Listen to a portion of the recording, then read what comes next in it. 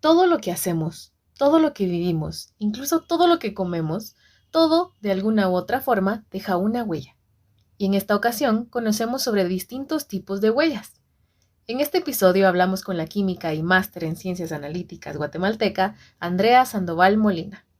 Andrea nos comparte cómo desde niña el aprender jugando y explorando fue alimentando su curiosidad y la importante huella que algunos familiares y profesores dejaron en su vida, llevándola a estudiar una ciencia pura, la química, pero con un matiz arqueológico. Acompáñanos mientras aprendemos más acerca de la arqueometría, el análisis de materiales, sus huellas químicas y cómo esta evidencia puede llegar a apoyar distintas hipótesis arqueológicas. Carbono y fosfatos, pasión y multidisciplinariedad, espejos y el oro de los tontos. Empecemos. Hola, somos Dayan, Kat y Rana, tres científicas guatemaltecas convencidas que las carreras en STEM son para todos. no solo para aquellos a los que les va bien en mate. Y todos nos beneficiamos de ellas a diario y te lo vamos a demostrar. Bienvenidos a Epistemas. Bueno, buenos días, buenas tardes, buenas noches. Bienvenido, Andrea. Estamos muy emocionadas de tenerte aquí en Epistemas el día de hoy. Y como en todos nuestros episodios, nos gusta empezar con una pregunta. Y esa pregunta es, ¿quién eres tú? ¿Quién es Andrea Sandoval? Hola, Rana y Kat, muchas gracias por la oportunidad. Me parece muy importante este tipo de espacios para diseminar todo lo que son las ciencias, ¿verdad? Y más que todo la experiencia de científicos guatemaltecos en diferentes áreas de trabajo. Pues yo creo que la pregunta que me haces es bastante difícil de contestar. Creo que pues me defino como una mujer guatemalteca apasionada por la ciencia, pero también pues con intereses en la parte de ciencias sociales. Soy una persona que trata de no perder la capacidad de asombro, que creo que es algo que todos los adultos perdemos a lo largo de la vida y conforme nos vamos involucrando en actividades cotidianas, con presiones económicas, etcétera. Entonces, trato de no perder la capacidad de asombro, de ser apasionada y de contemplar todo lo que nos rodea y no perder esa curiosidad, que creo que los que son mejor ejemplo de esta capacidad son los niños. Y es por eso que mi libro favorito es El Principito. Me gusta leerlo en diferentes etapas de la vida, porque creo que a pesar de que es un libro de niños, creo que para los adultos es también bastante revelador. Entonces, pues soy una persona diversa que me apasiona tanto la ciencia, pero también las ciencias sociales, que muchas veces son un contraste que tal vez en algún momento yo pensé que no tenía ninguna relación y pues afortunadamente encontré la relación de cómo trabajar en ambos campos. Para quienes nos escuchan, quiero contar que yo con Andrea empezamos creo que el mismo año, la U, ¿verdad? Sí. Entonces tengo un poco ahí los recuerdos que ya vamos a ir indagando más adelantito. Pero antes de adentrarnos en cómo juntaste las ciencias, la química pura en tu caso con las ciencias sociales, nos gusta también conocer a nuestras invitadas de una forma más personal y quiénes son más allá de lo que hacen en su vida profesional. Y ya nos comentaste un poquito, pero ¿qué más te gusta hacer en tu tiempo libre? ¿Tienes algún pasatiempo o qué haces cuando no estás haciendo ciencia? Mira, por mucho tiempo, por muchos años, tuve que estar trabajando, digamos, en industria para poder hacer posible el trabajar en ciencia. Entonces, en muchos años, en mis tiempos libres, digámoslo así, lo que hacía era trabajar en investigación. Pero, digamos, aparte de esta etapa, pues me gusta, bueno, últimamente me ha interesado un poco explorar la parte de la música. No toco ningún instrumento ni nada, pero estoy pensando y de hecho ya tengo el instrumento y todo para empezar a recibir algunas clases, porque creo que mi formación y creo que en general, no sé si en todos los colegios en Guatemala, pero al menos donde yo estudié la formación musical es bastante pues baja y creo que es algo que siempre me ha dado curiosidad de porque no sé nada y no entiendo, que me gustaría explorar. Entonces, últimamente he estado interesada en tal vez empezar con un instrumento, pues, si se puede decir sencillo, así como el ukelele.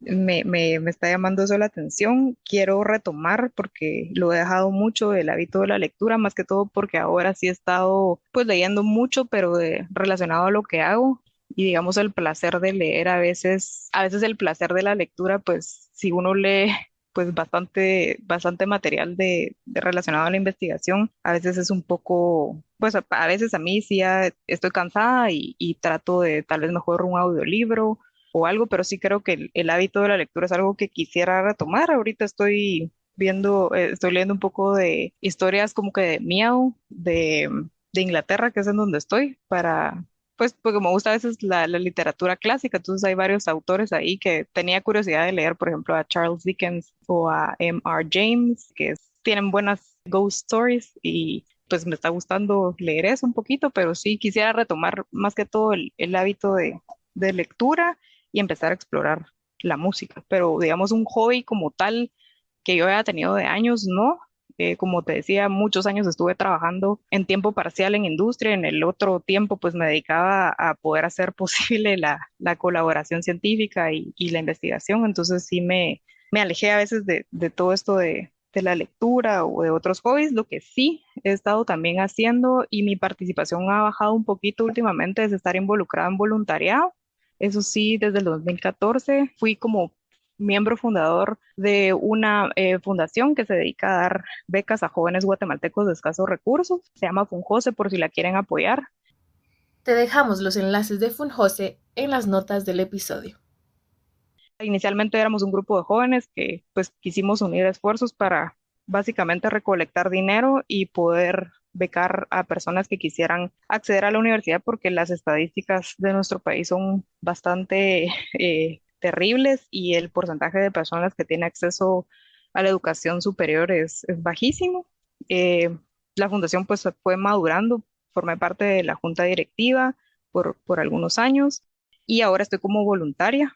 Yo estaba más que todo en la parte administrativa y de finanzas y ahora solo estoy apoyando en cosas muy puntuales por los requerimientos que tengo en mi vida actual y que pues ahora no estoy viviendo en Guatemala y pues se hace un poco más difícil asistir a reuniones y estar dándole seguimiento a muchas cosas. Entonces estoy pues solo como voluntaria puntual. Actualmente pues estamos tratando de acercarnos a empresas, por ejemplo, para incrementar la cantidad de donativos porque llegamos a tener a 20 becados y pues recaudar el dinero para 20 personas y estar estudiando es un reto muy grande.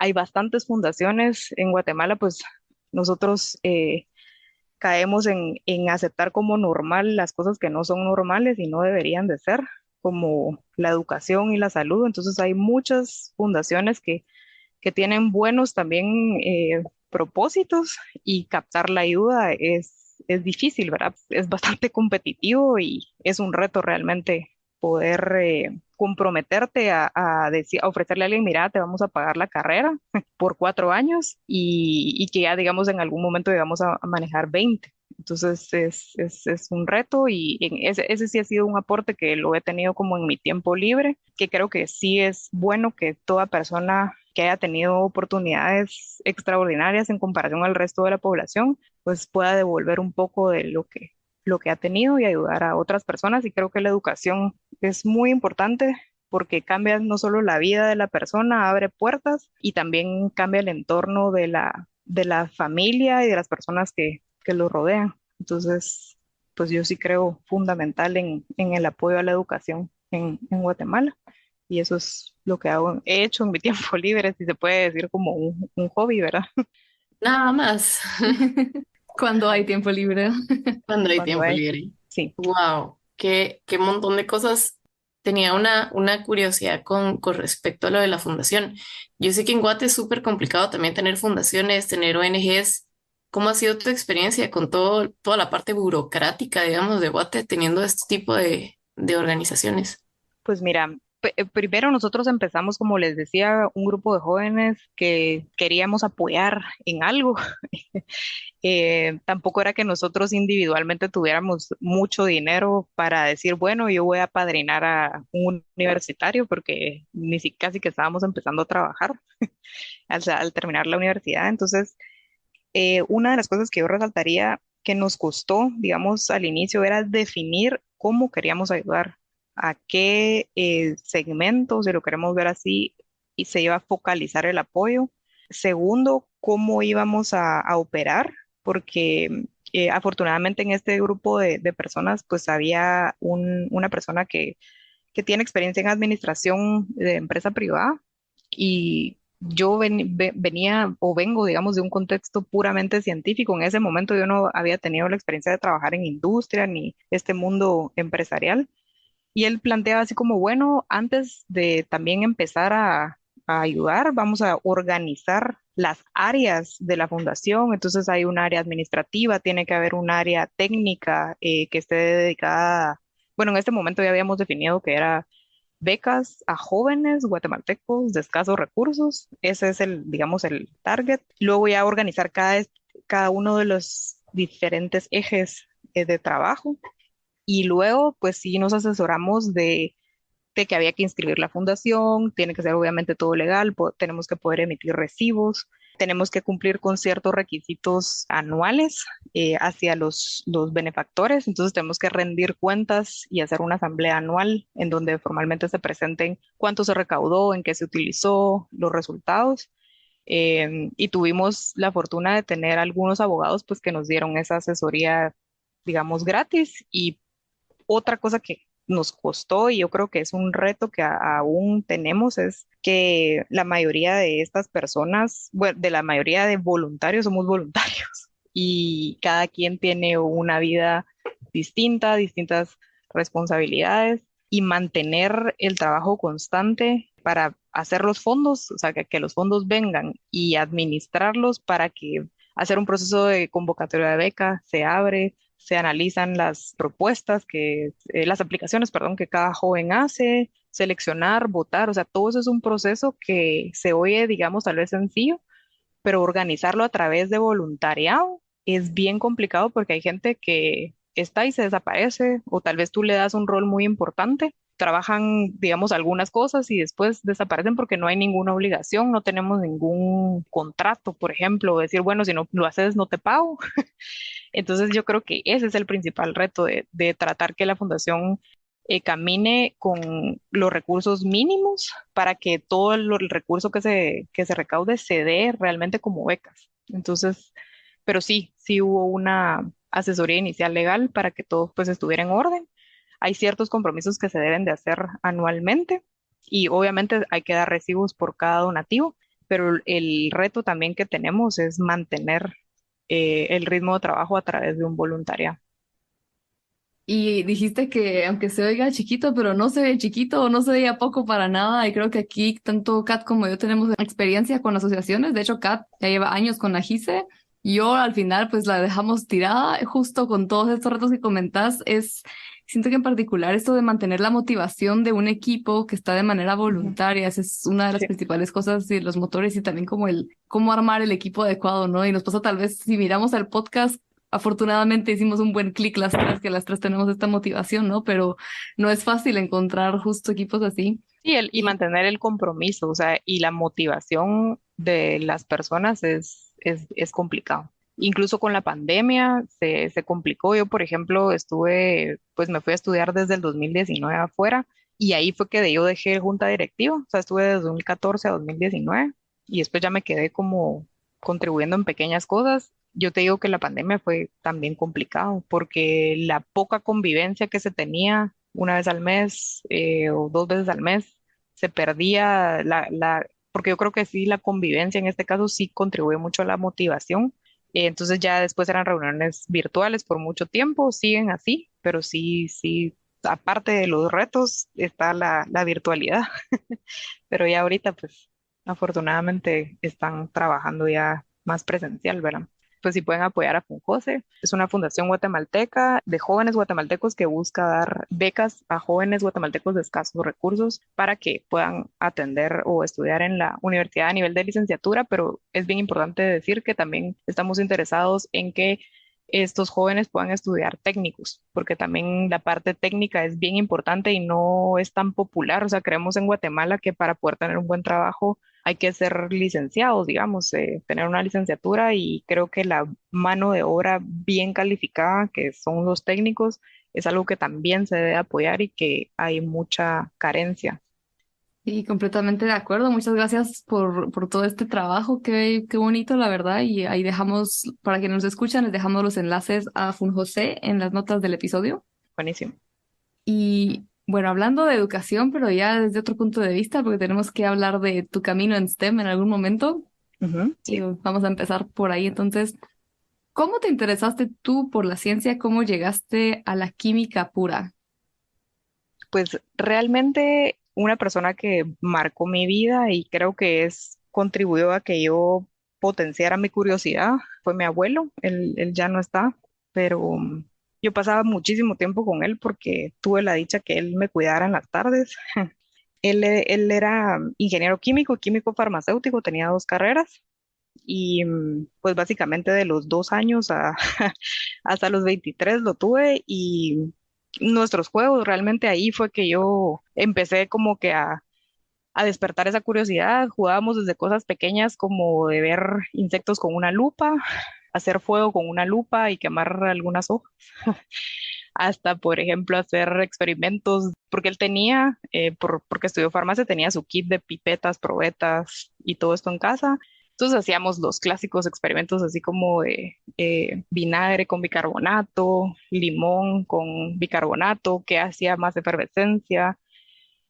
Un día recuerdo que intentamos hacer aguas gaseosas de naranja y de cola. Em, y así, o sea, digamos, con él era de aprender jugando y sí, mi infancia, por ejemplo, también la parte de ir a explorar y la naturaleza, pues tuve la dicha de que a él le gustaba llevarnos a barranquear, digamos. Entonces, creo que él fue, pues, la persona que contribuyó a que yo desarrollara mi curiosidad y el gusto por hacer preguntas y ver qué pasa, ¿verdad? En relación a la ciencia y fue como que mi modelo a seguir con todo esto porque era muy apasionado, era profesor también, entonces apasionado por la educación, por explicar, tenía un talento nato para explicar las cosas también y sabía muchísimo, no solo de ciencia, sino de cultura en general. Y yo creo que pues él es el que marcó mi vida con esto de por qué estuve interesada en la ciencia desde que era muy pequeña. Con juegos, básicamente eso era. Increíble, ¿verdad? La verdad es que yo sí, justo también creo que tuve esa dicha de que a puros juegos aprendí a cosas y de ciencia y de muchas otras cosas de niña y siento que fue hasta ya de muy grande que me di cuenta que no todos tenían ese privilegio, ¿no? Y es Sí, justo, ¿no? Que más sí, niños con él puedan eran solo jugar incluso y... juegos de, bueno, se nos descompuso la cadena de la bicicleta, va, reparémosla. Y era, o sea, tal vez eso no era ciencia como tal, pero sí, digamos, cómo funcionaban los engranajes, la cadena, el aceite, digamos, si se descomponía, no sé, un radio. Mira, la verdad que a veces no reparábamos nada, pero era eso de desarmar las cosas y mirar qué hay adentro, eso era, para mí era buenísimo. Y usar herramientas y eso, o yo te digo, no eran cosas sistemáticas que hacíamos y sofisticadas, pero eran juegos que a la larga despertaron en mí la curiosidad. Claro, y mencionaste que tu abuelito era ingeniero químico y químico farmacéutico. Sí, ¿Qué es sí, lo que te hizo a ti decidirte por química pura? Que tampoco es algo tan común. Si bien recuerdo, tú eras la única en la carrera de en química la pura en carrera. nuestros años, ¿no? Sí, de hecho, me dio mucha risa porque en algún momento para un proceso de convocatorias de beca tuve que solicitar unas constancias en la universidad y ellos querían saber qué posición era la que yo había obtenido al final de la carrera en cuestión de promedio. Entonces, la mía decía que era la primera, pero decía 1 de 1, porque no tuve promoción, era solo yo. Entonces era un poco ridículo, pues, de decir, bueno, yo fui el primer lugar de mi promoción porque no había nadie más, porque básicamente me gradué sola. La pregunta de cómo decidí química pura, pues obviamente pues está influenciada por él, porque aparte de los juegos y todo esto, pues yo sí vi su carrera, digamos, su trayectoria. Él sí más que todo estaba enfocado en la educación secundaria, pero trabajó muchos años en industria. Y por eso yo primero realmente en la universidad empecé en ingeniería química, porque era lo que él era, ingeniería química, o estaba entre ingeniería química y química farmacéutica. Empecé en ingeniería química, realmente no sé por qué, digamos, en esa carrera y no en química farmacéutica. Y después de un año me di cuenta que pues la industria no era lo que a mí me apasionaba, sino lo que me apasionaba más era la investigación. y es por eso que decidí cambiarme de carrera. También por mucha, digamos, mucha influencia de conocer qué era la carrera de química pura, pues se la debo a un profesor en especial, José Carlos Chiquín. No. Buenísimo. Creo que pues él también fue una parte importante en mi vida para conocer, digamos, los alcances de la química y también entender que nosotros a través de estudiar una ciencia pura le podíamos dar matices diferentes conforme los gustos que fuéramos adquiriendo. Entonces, es una carrera muy versátil y que, digamos, tiene potencial para que puedas trabajar en diferentes sectores de la industria o de la investigación. Entonces, por eso fue que decidí que eso era lo que a mí más me llamaba la atención y en esos momentos de la universidad, primer año más que todo, fue que siempre dentro de mí yo tenía la curiosidad también de las ciencias sociales y siempre estaba, incluso en ese momento de cambio de carrera, que a veces uno dice, no sé ni qué quiero ser, o sea, ahí sí entré como en una crisis existencial de, ¿será que quiero ser científica o por qué no antropóloga?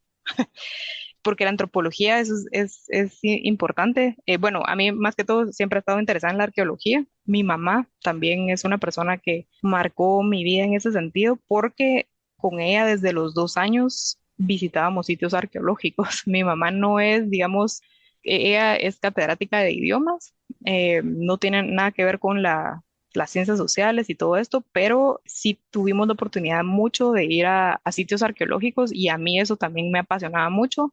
También dentro de mis juegos de niña yo recuerdo que yo jugaba de excavar y de encontrar cosas pues yo me imaginaba cosas en el suelo y así, pero replicando toda esta parte como de la arqueología y siempre me gustaron las civilizaciones antiguas, las caricaturas y programas que yo veía en Discovery Kids, me acuerdo yo, era relacionado con todo esto, estaba la princesa del Nilo, me acuerdo yo, o mitos griegos contados otra vez y había otro que era Ah, la tesoros, gran.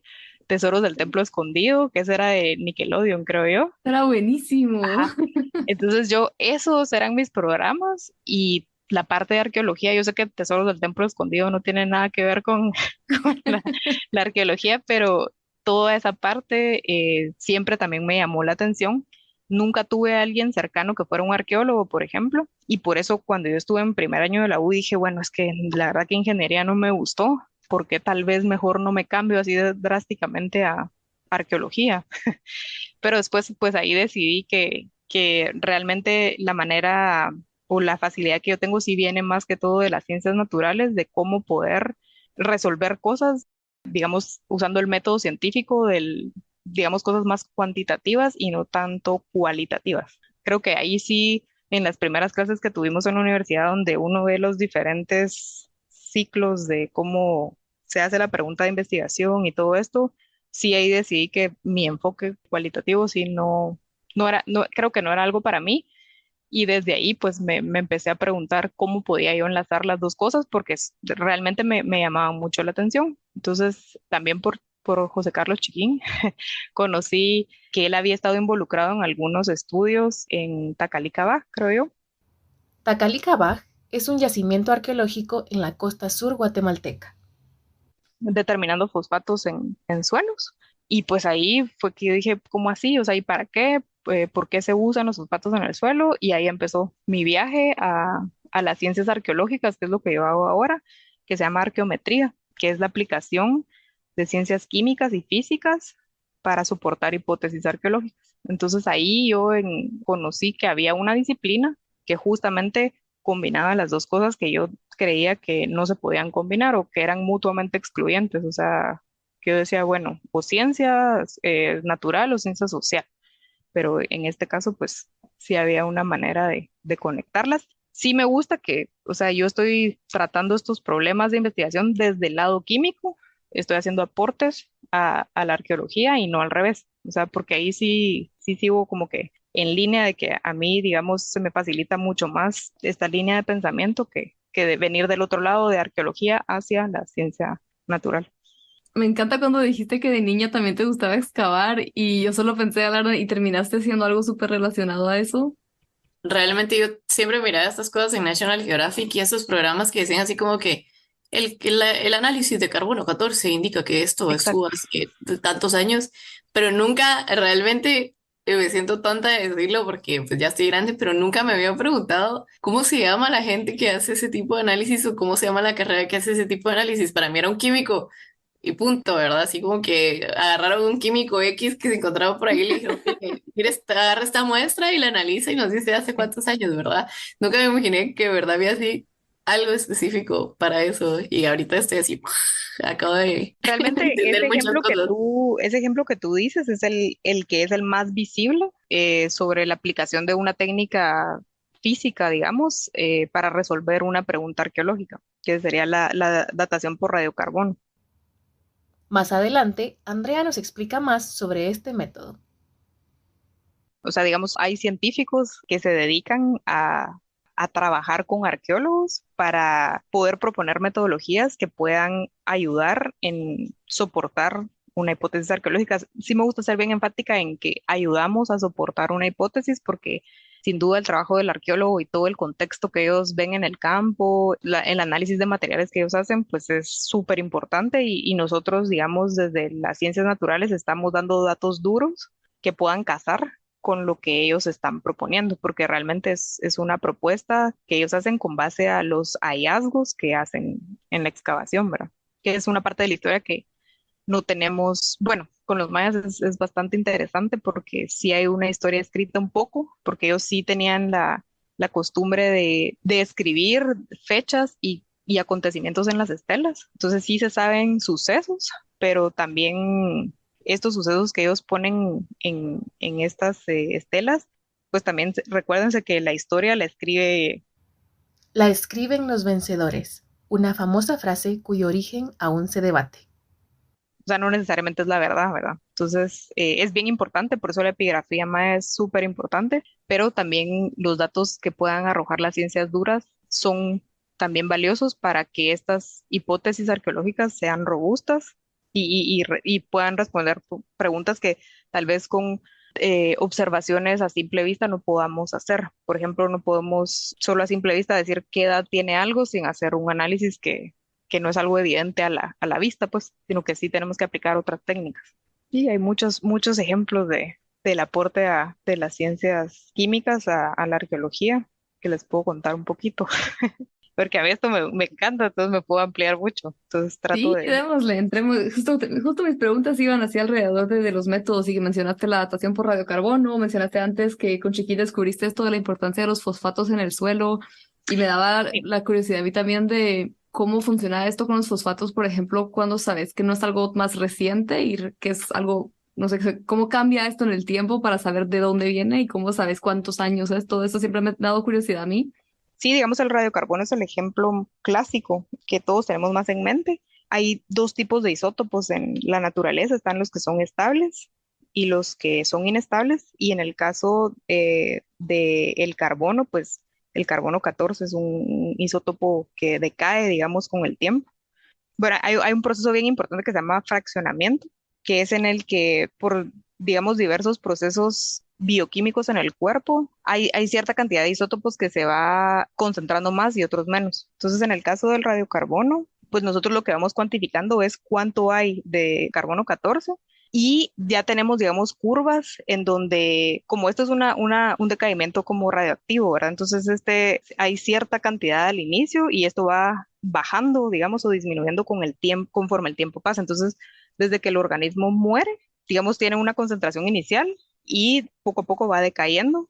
Y esta relación entre cuánto había al inicio y cuánto queda en este momento es que nosotros podemos saber la edad de algo, ¿verdad?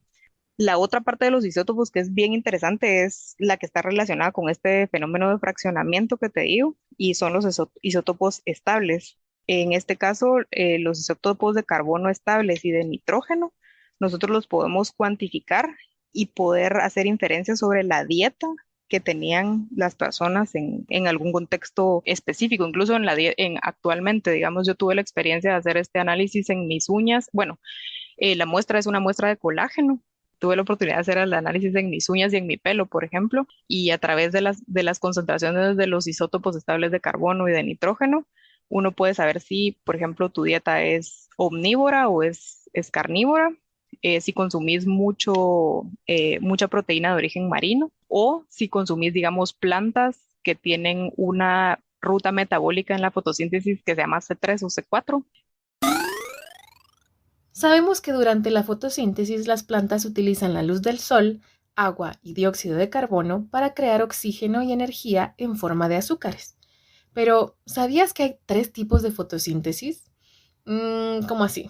A ver, la fotosíntesis permite que se lleve a cabo la fijación de carbono, es decir, permite que el carbono de un gas, el CO2 o dióxido de carbono, se convierta en otras moléculas con carbono que la planta puede utilizar, como azúcares. La mayoría de las plantas presentan fotosíntesis C3, como el trigo, el arroz y la soya, pero de cierta forma son poco eficientes para la fijación de carbono en condiciones áridas y secas, por lo que algunas otras plantas, las C4, como el maíz y la caña de azúcar, desarrollaron métodos alternativos para fijar carbono y no perder agua en el proceso. Finalmente, las plantas CAM, como los cactus y las suculentas, se adaptaron para absorber dióxido de carbono únicamente en la noche y no perder agua durante el día en los ambientes extremadamente áridos en los que se encuentran. Hay ciertas plantas, por ejemplo, que son C3 y otras son C4, entonces sí hay una diferencia bien marcada entre una dieta de América, en donde nuestra dieta se basa en el maíz, contra una dieta de Europa, en donde pues, la dieta se basa en trigo. Entonces, realmente somos lo que comemos y los isótopos que están en los alimentos que comemos y en los animales que consumimos, si somos omnívoros, quedan en nuestro cuerpo, en nuestro colágeno, por ende. Y de esta manera, digamos, en un contexto arqueológico o forense, podemos hacer inferencias sobre la dieta de las personas. Entonces, tú puedes, digamos, en una osamenta que se encuentre en el campo, tú puedes hacer inferencias sobre si pues consumía carne, si era vegetariano, si las plantas que comía eran más maíz o no. Puedes también comparar incluso la dieta entre una población de osamentas que encontres, por ejemplo, en un sitio. Puedes determinar si alguien es foráneo o no, porque la dieta era diferente. Es bien importante también que este tipo de análisis se pueden hacer en diferentes partes del cuerpo. Entonces, por ejemplo, generalmente se hacen en molares que tienen una etapa diferente de desarrollo. O sea, digamos, los dientes se forman una única vez. Entonces, los dientes guardan la dieta que incluso tu mamá tenía y lo puedes comparar contra tu colágeno de hueso largo, por ejemplo, que te va a dar, digamos, datos de la adultez. Entonces tú puedes saber si una persona tenía una dieta distinta en la infancia que en la adultez. Y esto mismo, aparte de la dieta, puedes hacer con otros isótopos que sería estroncio y oxígeno. Puedes determinar si alguien era local o era extranjero, porque estos isótopos están relacionados con el agua que uno toma. Entonces también el agua que tú tomas en tu niñez, en tu adultez o cerca de tu pues hora de muerte se guarda en tu cuerpo porque somos lo que comemos y tú puedes saber si, por ejemplo, una persona era extranjero o no. Entonces son datos que no, a simple vista es imposible que los vayamos a obtener. Y cómo, a ver, porque mencionaste el isótopos de nitrógeno y carbono para saber Ujú. la dieta, Sí. ¿cómo sabes? O sea, ¿es por concentración o son, o sea, qué es la diferencia para saber, por ejemplo, la dieta, si alguien es omnívoro o carnívoro, si estás viendo solo... Mira, lo que tenés que graficar, digámoslo así, es la relación entre isótopos de carbono 13 y 2. O sea, tú por medio de espectrometría de masas, tú medís la concentración de carbono 13 y 12, porque el 14 es radioactivo, o sea, ese no nos interesa, ese se usa para datación, ¿va? Pero 13, 12, la relación entre ellos y también nitrógeno 15 y 14, creo yo, ajá, 15, 14, esas dos relaciones tú las graficas de XY y digamos, hay estudios donde te dicen, bueno, si la relación está en este cuadrante, digámoslo así, esta es una población que consumía plantas C3 digamos, el nitrógeno nos da ideas sobre la proteína. Entonces, mientras tú comas, digamos, en la cadena trófica, las concentraciones se van incrementando. Por ejemplo, el mercurio, un elemento tóxico, se ha ido bioacumulando en algunos organismos acuáticos a lo largo de su vida. Es decir, Peces adultos tendrán una mayor concentración de mercurio que peces más jóvenes. Cuando un depredador basa su dieta en estos peces, los niveles de mercurio en el depredador serán mayores. A este proceso se le conoce como biomagnificación, que como nos comparte Andrea, se trata del incremento en la concentración de un elemento químico en una red trófica o alimenticia. En resumen, entre más alto sea el nivel de un organismo en una red trófica, ciertos compuestos químicos estarán en mayor concentración. La relación de estos de nitrógeno 15-14 se va incrementando. Entonces, si tú te alimentas de animales que vayan en la cadena trófica, en un nivel trófico más alto, este radio va a ser un poco más alto. Ahora, si sos vegetariano, pues la proteína es vegetal, entonces el radio de nitrógeno es más bajo. Y en el caso de las plantas C3 o C4, es porque debido a su metabolismo, fotosíntesis, hay ciertas variantes entre plantas tipo C3 y C4, y hay otro tercero que se llama CAM, que está entre los dos, que son como las piñas, digamos, y los nopales, y que está entre C3 y C4. Entonces, la planta va concentrando diferentes radios entre los isótopos de carbono 13 y 12. Entonces, si tenés una concentración muy baja, son plantas de un tipo, y si concentración alta ya son plantas de otro tipo. Entonces, el contraste más obvio que te puedo decir es una dieta basada en maíz contra una dieta en trigo. Eso es en términos de carbono, y en términos de nitrógeno sería alguien vegetariano contra alguien que es carnívoro, o aún más contra alguien que come mucho animal marino. Porque en el mar, como que las piscinas se dicen como, sí, piscinas de nitrógeno, pues son un poco más altas, y por eso los animales marinos tienen como un radio más alto. Eso es dieta, por ejemplo. Tú puedes hacer inferencias en dieta y en movilización, pero esos son los isótopos de oxígeno y de estroncio, donde puedes saber por el agua que tomas, si sos de algún lugar, o sea, cuál es la geolocalización del agua que estabas tomando. Obviamente esto tiene que ser por mucho tiempo, ¿verdad? O sea, si estás en unos días en Europa, pues no vas a alterar mucho tus huesos y tu tejido. Entonces, estas aplicaciones no solo son arqueológicas, sino también se pueden usar para las ciencias forenses. Entonces, tú puedes saber, por ejemplo, con el pelo de alguien, puedes saber si él estuvo en alguna región del mundo o no. O si hay un caso famoso, por ejemplo, de un secuestro de una persona que fallece y la encuentran en un estado de Estados Unidos y determinan que realmente no era de ahí, sino venía de otro, pero es a través de estos análisis isotópicos. Qué locura, qué increíble, la verdad. Bueno, no el último caso, pero la química. No, ajá, sí, pero tiene aplicaciones forenses también. O Interesante, me pues imaginaba el ahorita que... azúcar que tomamos, digamos en Guatemala, usamos azúcar de caña, que es una planta que tiene un metabolismo diferente al azúcar que se consume en Europa, que es de remolacha. Entonces, no solo el azúcar y el trigo, por ejemplo, te puede dar una huella química totalmente diferente en la dieta de una persona. Y en el análisis que yo me hice de mis uñas y de pelo, como yo tenía 6 meses de vivir aquí en Inglaterra, mis uñas ya eran como europeas, pero mi pelo todavía tenía la dieta de Guatemala, porque los animales que consumimos en Guatemala, yo como carne, pues, son alimentados con maíz. Entonces, somos súper del maíz nosotros. Perdón, pero estas aplicaciones que les dije no son las que yo hago, pero son las que pues he estudiado y tuve experiencia de hacerlas, pero no es mi área de expertise. Mi área es otra, pero ajá. Bueno, y ahora sí entrémosle. ¿Qué es lo que tú haces entonces, ya que mencionaste justo que no era tu área de expertise? ¿Qué es exactamente lo que tú haces? Y unido a esto venía mi pregunta de antes y es, más allá del análisis químico, ¿qué tanto haces trabajo de campo?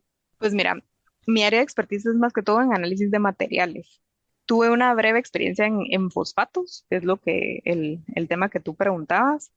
Eso lo hice durante mi tesis de licenciatura, y hace algunos meses pues tuve dos tesistas de la Universidad del Valle que también pues como en continuidad digamos a este método trabajaron con esta aplicación a otras excavaciones arqueológicas. Esta primera experiencia es básicamente consiste en que todas las actividades humanas que se realicen en cierto espacio físico por mucho tiempo dejan residuos en el suelo que luego tú puedes analizar para tener idea de qué actividades se llevaban a cabo en ese contexto. Entonces, por ejemplo, si en alguna excavación se encuentra, bueno, recordémonos que en muchas excavaciones arqueológicas no es como que la gente haya, ¿cómo les digo? Ay Dios, se me olvidó este lugar, en Italia, Pompeya. En Pompeya, por ejemplo, tenemos, es súper valioso porque pues la gente se murió en la erupción volcánica y quedaron in situ haciendo las cosas que hacían. Pero, por ejemplo, en otros contextos arqueológicos, como algunos sitios mayas, los sitios fueron abandonados. La gente se llevó sus cosas. La gente no dejó las cosas valiosas, se llevaron todo y hay pocos, digamos, no hay tantos artefactos en algunos contextos. Obviamente hay excepciones, pero en algunos contextos que se encuentran en el campo, tú tenés habitaciones vacías, por ejemplo, donde para hacer inferencia de qué pasaba en ese lugar, tenemos que incurrir a hacer análisis en el suelo y ver si los residuos que nosotros podamos cuantificar ahí pueden darnos algún indicio de la actividad que se llevó a cabo en ese lugar específico. Entonces, por ejemplo, si tú analizas el pH del suelo, puedes saber si probablemente hubo fogones, porque lo básico de las cenizas, pues sí, la concentración de un área, bueno, es algo importante de decir que las concentraciones acá sí son relativas y nos interesa hacer como una especie de muestreo sistemático en cuadrícula. Entonces vamos tomando muestras en el suelo como en una cuadrícula. Si ustedes quieren, imagínense una habitación, una cuadrícula de 1 por 1, se toman muestras y se analizan estas muestras, por ejemplo, en este caso en pH. Entonces tú puedes saber qué áreas tienen un pH más alto que otras.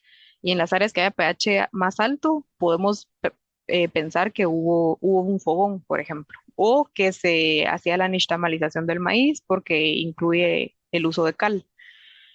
Si tú analizas, digamos, en esta muestra los fosfatos, tú puedes decidir que en los lugares donde confinaban animales o había preparación de alimentos hay una concentración más alta de fosfato porque está asociado a materia orgánica.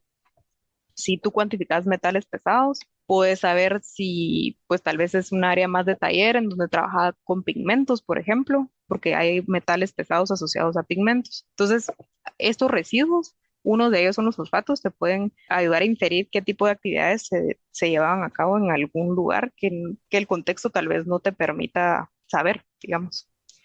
Y yo tengo una pregunta sobre esto. Las muestras de suelo que decís como que en esta cuadrícula, Ujú. ¿a qué profundidad son y cómo sabes cómo, o sea, no afecta la, digamos, la lluvia y el leaching de otros Sí, mira, compuestos actuales? realmente, y es por eso que es una colaboración con la arqueología, porque recordemos que al momento de hacer una excavación arqueológica, pues ellos van trabajando por niveles. Entonces ellos empiezan desde el humus hasta la roca madre a excavar. Entonces, por el concepto es que lo más antiguo está al fondo y lo más nuevo está en la superficie. Entonces ellos, el muestreo sí va haciendo por nivel. Entonces, por ejemplo, cuando ellos encuentran un piso, pues bajan a ese nivel, limpian todo y entonces sobre ese piso, porque los análisis que te digo de residuos se hacen en pisos de estuco, por ejemplo. O sea, sí sabemos que eso era un piso. Entonces, sobre ese piso es que se hace el muestreo. Y el estuco, en este caso, es un material que está hecho a base de carbonato de calcio, que básicamente es cal hidratada y por ende, digamos, el fosfato, el hierro y otros, digamos, analitos que podamos cuantificar ahí, sí podemos decir que son de origen antropogénico o origen humano, porque la materia prima del suelo no presenta, por ejemplo, o sea, el carbonato de calcio no tiene fósforo, por ejemplo. Entonces, todo el fosfato que encontremos, sí podemos decir que es de origen antropogénico. Entonces, todos estos cuidados son los que la química analítica tiene que tener para poder, o sea, no es que a lo loco nos metamos, digamos, a analizar una muestra de humus y la comparemos con una muestra de piso de estuco contra una muestra de derrumbe, porque sí tiene que ser bajo un contexto controlado y conocido para que las inferencias sean válidas. Y aparte, pues nosotros tenemos que no descuidar toda la rigurosidad analítica que un análisis químico debe de tener, aunque sea en un contexto arqueológico. Esta es un área pequeña que la desarrollé, digamos, en mi tesis perdón, de licenciatura y lo que estoy haciendo ahora, que es mi área de expertise, es el análisis se llama proveniencia.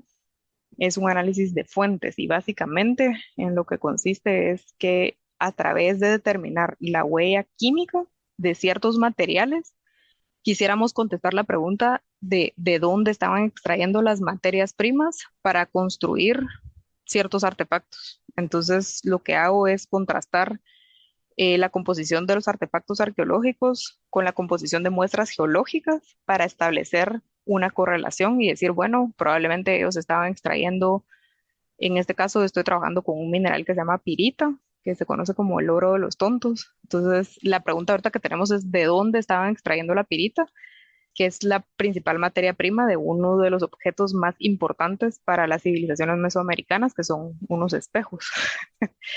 Así como se conoce que, bueno, cotidianamente en la actualidad decimos que los españoles nos engañaron con espejos a cambio de las materias primas más valiosas y eso es un poco, pues son comentarios un poco negativos, ¿verdad? De decir, ah, es que los engañaron con espejitos de cristal, pero realmente los espejos en las culturas mesoamericanas eran sumamente importantes, requerían un trabajo tan laborioso como el jade y están y se encuentran desde el centro de México hasta Costa Rica.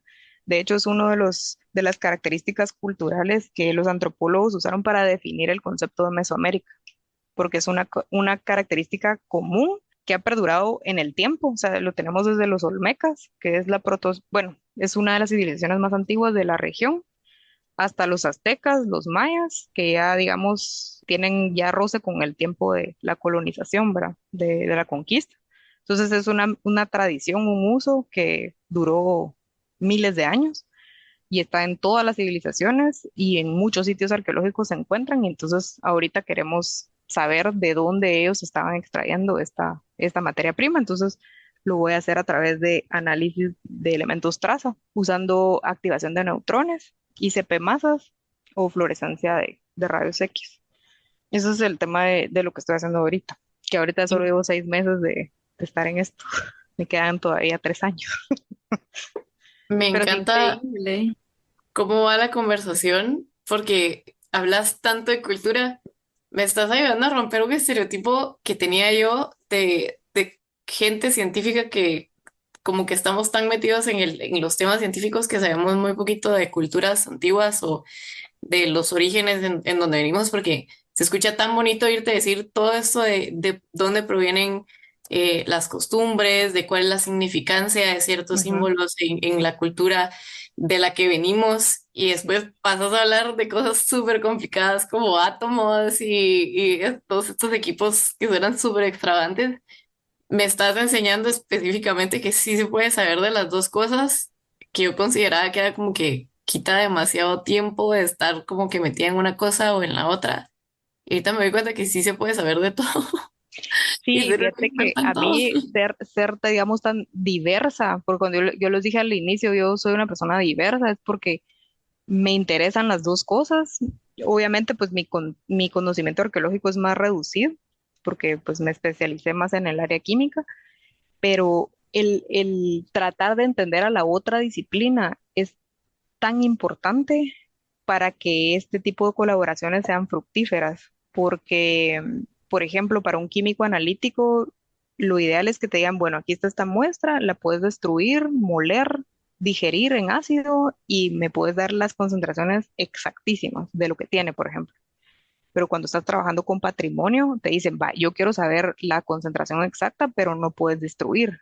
Estoy trabajando con piezas de museos, por ejemplo. O sea, estos objetos que les hablaba de los espejos mayas de Pirita, son objetos que yo no puedo destruir, que tengo que idear, hacer un muestreo mínimamente invasivo para tener los resultados tan robustos como poder hacerlo en una muestra que pueda destruir. Entonces, el trabajar con patrimonio sí te da, digamos, pues para un químico sí hay que darle vuelta a la cabeza, decir, bueno, ¿cómo puedo adaptar esta técnica destructiva a algo que sea mínimamente invasivo?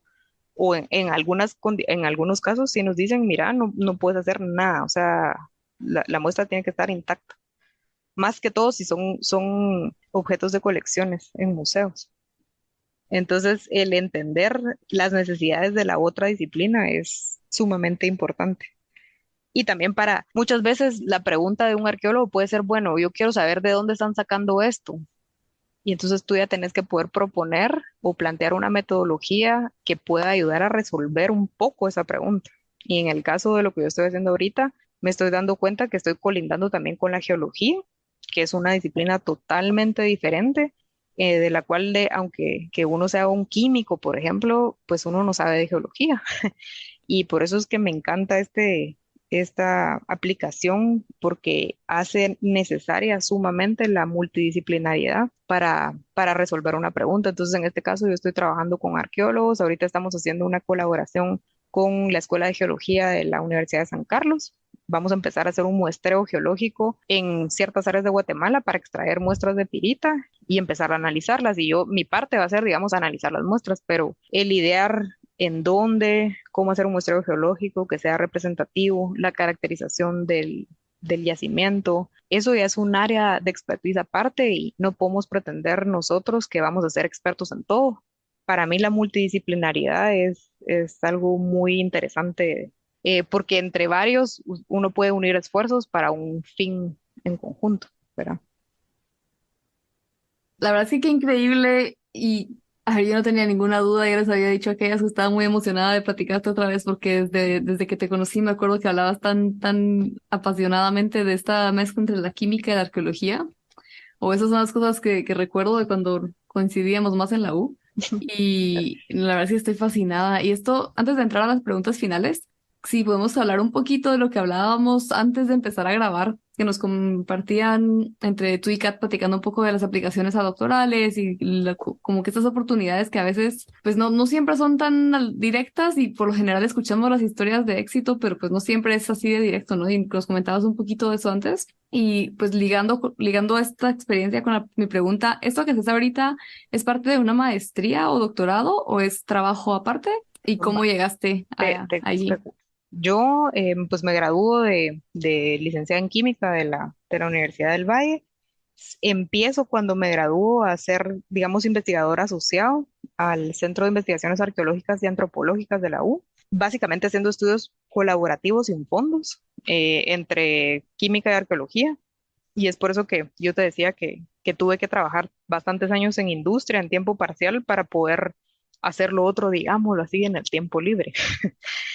Porque pues esta disciplina es en Guatemala, por ejemplo, es algo, no es nuevo, pero digamos, no está hecho por guatemaltecos. O sea, lo que hay, patrón, es que los proyectos exportan muestras a otros países, en otros países las analizan, ahí publican, regresan las muestras. Pero digamos, cosas hechas en Guatemala por científicos guatemaltecos es mínimo lo que hay. Una cosa que ha sido también difícil, digamos, es también tener credibilidad de que tú sos capaz de hacer estas cosas en Guatemala con equipo guatemalteco, porque pues lastimosamente tenemos siempre estos prejuicios de, bueno, es que aquí no tenemos el equipo para hacerlo, o no hay nadie que lo sepa hacer, o mejor mandémoslo afuera. Entonces es una línea que hemos ido tratando de trabajar en Guatemala y el objetivo es de que cada vez podamos hacer más cosas locales sin necesidad de exportar muestras, ¿verdad? De patrimonio cultural. Entonces, pues yo trabajo algunos años haciendo este tipo de colaboraciones con Tomás Barrientos, que yo te podría decir que es mi mentor arqueólogo. Ha sido alguien que también me ha ayudado muchísimo.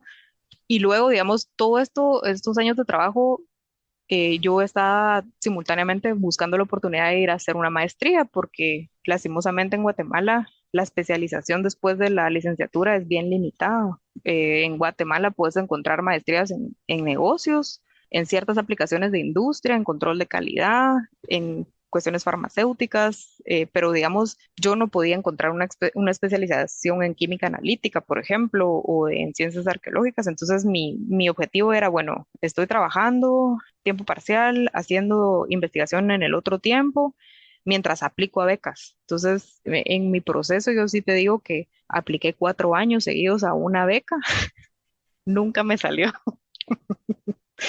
Eh, de los 4 años que apliqué, 3 veces quedé en reserva, hice la entrevista en la embajada, quedé en reserva y a la cuarta vez, o sea, sí fue un proceso bien desgastante porque creo que lo que yo recomendaría es aplicar otras opciones, pero yo estaba como que, bueno, es que yo quiero esa beca porque quiero ir a Inglaterra a estudiar.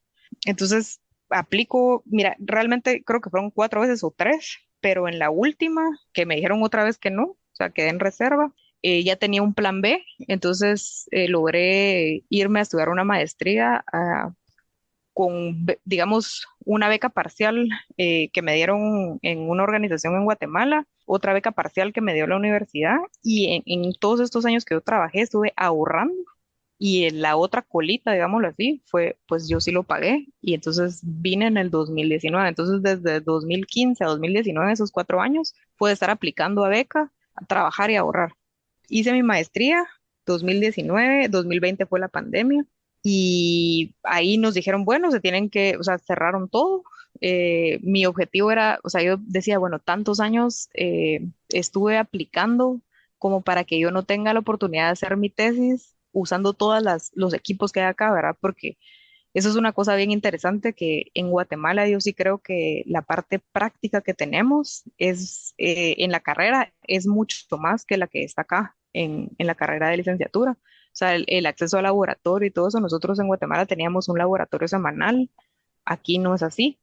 Entonces, aquí, digamos, en la maestría, la gran experiencia técnica que yo iba a tener era al momento de hacer la tesis, y justo en la tesis es que viene la pandemia y es así como, miren, o hacen una tesis de revisión bibliográfica o si quieren regresan en un año.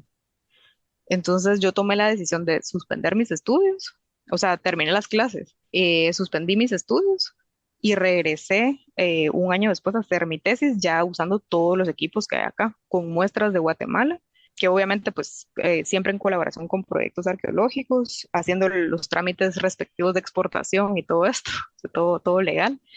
Y tuve la experiencia de hacer la tesis, y lo que yo me pongo ahorita a pensar es que si yo hubiera tenido la beca que tanto quise, yo no hubiera podido decidir suspender y regresar un año después, porque tuve compañeros que ganaron esa beca, que estaban en esta universidad de otros países, y a ellos les dijeron, miren, tienen que hacer la tesis 2010, 2020, y aunque sea de revisión bibliográfica, pero ustedes ya aquí en octubre no pueden estar. Entonces, yo creo que todo pasa por alguna razón, o sea, no me gusta tener este pensamiento mágico que quede así como claro, pero sí creo que me benefició, digamos, de cierta manera, no estar atada a tener que regresar en un momento específico a Guatemala, y que yo tuviera la flexibilidad de regresar un año después, porque pues la tesis creo que son hallazgos bastante importantes que llegaron, por cierto, digamos, tuvimos un paper que salió ahorita el 14 de septiembre derivado de esto, y probablemente va a venir otro más, y estas herramientas fueron muy importantes para mi aplicación al doctorado. Entonces, si yo no hubiera podido hacer una tesis experimental, digámoslo así, no sé si me hubieran dado los fondos para la parte del doctorado, que fue otro proceso de aplicación en donde que a la primera pues no fue satisfactorio, y en la segunda fue que pues se me confirman los fondos para poder hacer mi propio proyecto de doctorado que empecé este año en febrero.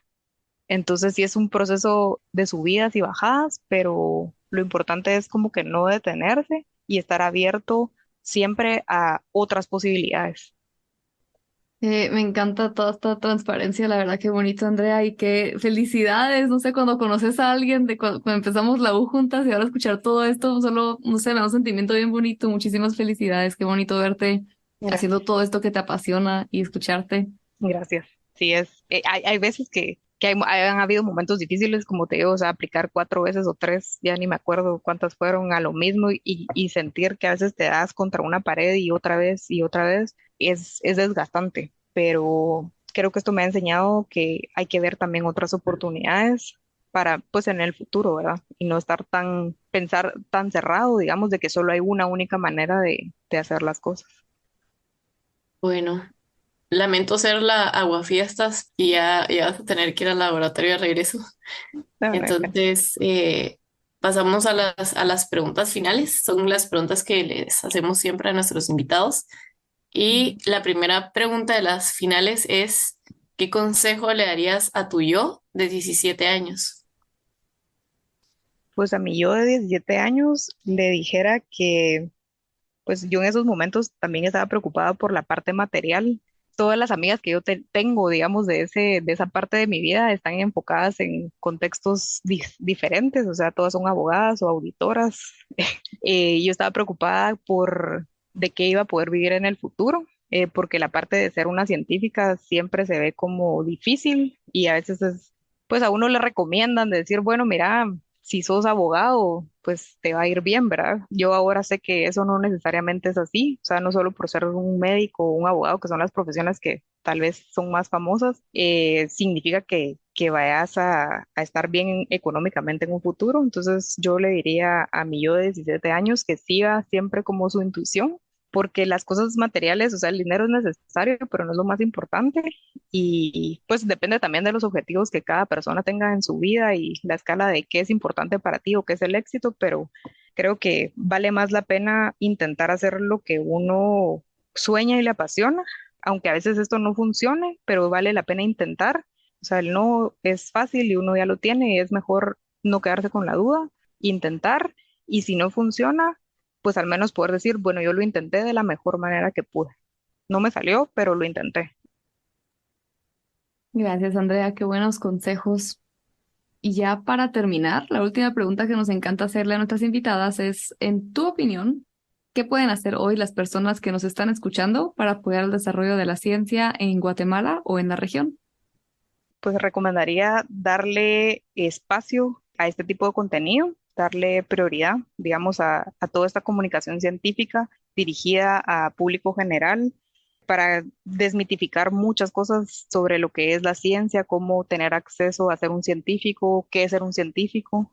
Eso sería una cosa. Los otros factores que yo podría recomendar para la gente que está interesado en volverse científico o seguir en la academia, sería intentar hacer estudios multidisciplinarios. Creo que tienen mucho potencial y como yo les decía, es más fácil que si varias entidades hacen un esfuerzo, pues eso sea fructífero a que esto venga solamente de un trabajo individual.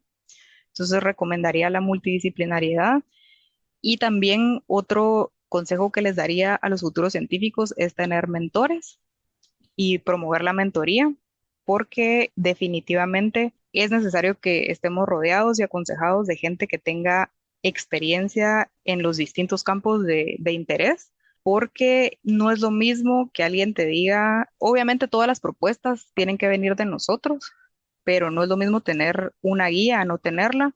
Tenemos que saber y empaparnos de cómo funciona el sistema, cómo aplicar, a qué aplicar. Solo el hecho de, por ejemplo, saber cómo tenemos que escribir una propuesta de investigación es algo que la experiencia no lo va a dar, pero también la guía de gente que ya lo haya hecho y recibir esta retroalimentación de gente que ya lo haya hecho. Los contactos también que estas personas te puedan proporcionar son muy importantes, porque siempre es bueno tener puertas abiertas y tener conexiones para el futuro o para lo que estás haciendo. Entonces, recomiendo la mentoría y digamos, otra cosa es de que los que estamos ya en posiciones de decir, bueno, yo estoy empezando mi doctorado, pero estoy tratando, por ejemplo, de apoyar a tesistas de licenciatura en Guatemala, porque pues yo ya tengo un poco más de experiencia que ellos y para, digamos, incluirlos tal vez en alguna publicación o motivarlos a participar en una feria científica, quitar también todos esos miedos que creemos de que, bueno, es que la verdad que no nos van a admitir, por ejemplo, en una conferencia, eso es mentira, o sea, somos igual de capaces que todos y hay que desmitificar todo eso y tirarnos al agua. Entonces, la mentoría y la multidisciplinariedad son las cosas que yo recomiendo. Gracias, Andrea, por recordarnos la importancia de la multidisciplinariedad, la mentoría y las redes de apoyo para promover la ciencia en el país. Gracias también por invitarnos a seguir nuestros instintos, haciendo nuestro mejor intento y siendo perseverantes. Y gracias a ti, que nos escuchas, por acompañarnos en un episodio más de Epistemas. Si te gusta nuestro trabajo y quieres apoyarnos en nuestra labor de llevar las STEM a más personas, te invitamos a compartir este y nuestros otros episodios con todas y todos. También, déjanos una calificación en tu plataforma de podcast preferida y síguenos en redes sociales para no perderte de nada. Ahora sí, hasta la próxima.